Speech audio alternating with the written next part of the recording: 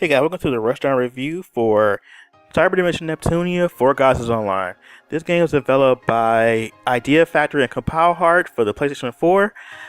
It's a new title in the long-running series for the Cyberdimension Neptunia series, and it's a slight departure from the usual formula they use for their games, in a slight way, more so for the gameplay. First, we're going to talk about the storyline. There's not a whole bunch of storyline here.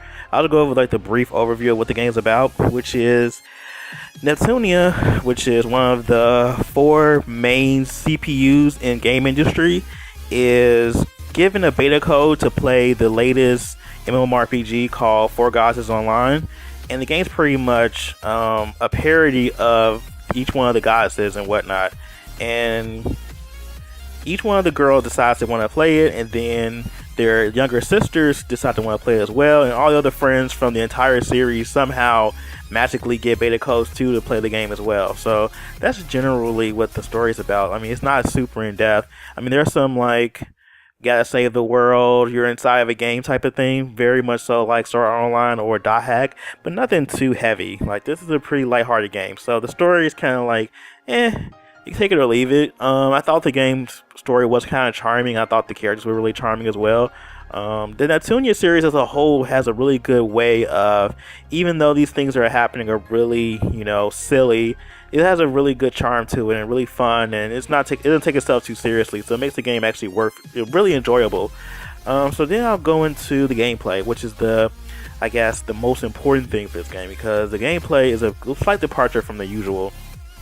The older games in the series are your typical, I would say, turn-based RPGs with slight action aspects into it, where each person has a turn, and when your turn comes around, you get to attack the opponent, whatnot, back and forth, and that sort of thing. This game is fully like action RPG, kind of like, Tales series, or let's see, Tales, Star Ocean, the E series, stuff like that. So you're fully able to control your characters in your party. There's no turns or anything like that. You're fully attacking and moving and stuff like that. You're giving 8 characters in total, and each character has their own class, of course, because they're inside of an MMORPG. You have your paladin, your swordsman, your knight, your dark knight, your your healer, your all those stuff. So all your usual typical MMORPG like classes are in the game. So the gameplay is really fun and fast-paced. Only thing I didn't like was when you're attacking the opponent, it doesn't seem like the opponent is really getting hit, or they don't have much of an effect. Like, the hit, detection doesn't really feel like I'm attacking them, and it felt as if my attacks didn't do much damage to them. Like, I'm just sitting there attacking, they just sitting there looking like I'm crazy. So that I didn't really like too much. I want to feel like my attacks are actually landing and actually hitting, and then like they're responding to my attacks versus you just standing there. Another thing I didn't really care for was the way you have to lock on to enemies, because you lock on to enemies in order to see their HP and see their weaknesses and their strengths. You also need to see their guard meter, because you need to break their guard in order to take heavy damage from the opponent. But I didn't like that when you actually are locked onto enemies, you're kind of like stuck in this animation where you can only rotate around the enemy, and this is an over-the-shoulder camera style, so that kind of makes things kind of hard, because if there's like a lot of stuff coming at you and the opponent's right directly in front of you, you can't really change the camera when you're locked on to enemies, which I hated that. As far as gameplay, it's your usual hack and slash type of game. You have attacks, you have like your special button for magic and special attacks, and you have a dodge and a block button. So yeah, you have all your usual things you would come to have in the action RPG. Nothing too out of the question, really, too much. The game itself, like an MMORPG, so you're doing a lot of quests. You actually can link up with actual people and play the game too with others online, which I thought was kind of cool. I didn't really get a chance to test the online because unfortunately I had the review copy, so I wasn't able to actually play with anybody at the time. But hopefully more people can play it, because that was like a really cool feature to have in a game like this. I think it would probably suck if it's a parody of an MMORPG and you couldn't actually play it with other people. Let's go into, I would say, presentation and visuals. Visually, the game is really nice. I think they're using the new Unreal Engine. I think it's either Unreal 3 or 4. I'm not mistaken. I think they had like a really big like press release about it, like I think last year, telling everybody, "Oh, we're doing this Unreal Engine 4 game." I'm like, oh, cool. So presentation wise, I did like the in-game models look good, animations look pretty good as well. One of my biggest gripes is that when you're talking and having conversations with characters, it's not done with the in-game sprites. It's done with like these like cardboard cutouts, which is something they've done with a lot of other games. Like they'll have like these like, you know, cardboard cutout looking like, you know, character models that they use for conversations, but those usually have like a little bit of like animation to them, and their mouth actually move when they talk. In this game, their mouth though doesn't move when they talk. They just have these cardboard cutouts, and you know, just kind of like sitting there, and they facial expression kind of change depending on what they're saying, but there's not much, you know, animation there.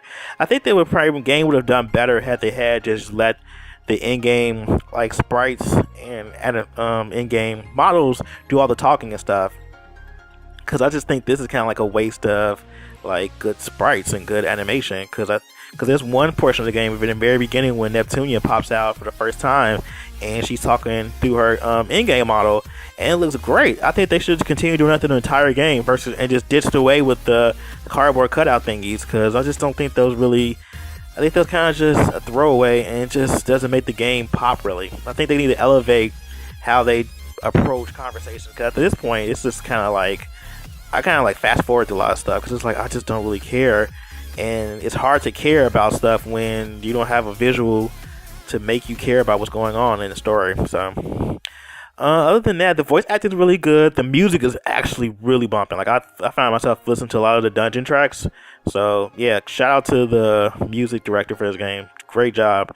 Visually really good. Art direction is kind of like what you expect. The dungeon design is kind of hit or miss. There were some dungeons that were really good, some dungeons that were kind of like bland, but yeah, I think it's kind of in the middle between those two. Let's see.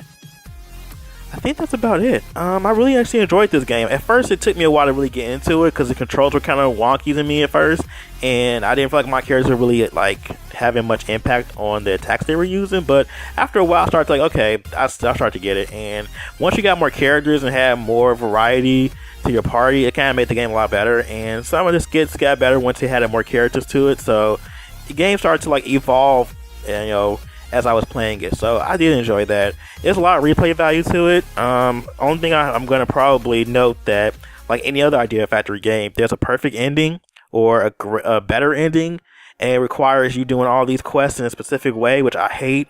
I wish they would take this mechanic out, because I think that it hinders the games all the time. But I think that might be just a staple and people like gotten used to it. So I don't really like that particular way they do things, but it's probably just me. Other than that, I think this is a really great game, actually. Despite having some few missteps as far as like presentation is concerned, overall, just gameplay alone, I think is really good. Story is kind of forgettable. It's nothing really great. The dialogue is actually kind of fun. So the story itself is kind of bland, but the dialogue and how it's presented is good. So that will definitely keep you going.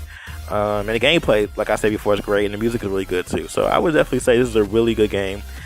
And yeah, I wouldn't say it's as good as Yeast, Lacrimosa of Donna, though. I think it's kind of like lacking in a lot of areas where that game kind of shined in every aspect.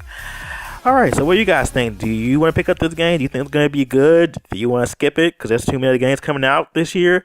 Let us know in the comments below. Thanks for tuning in, and we'll see you next review.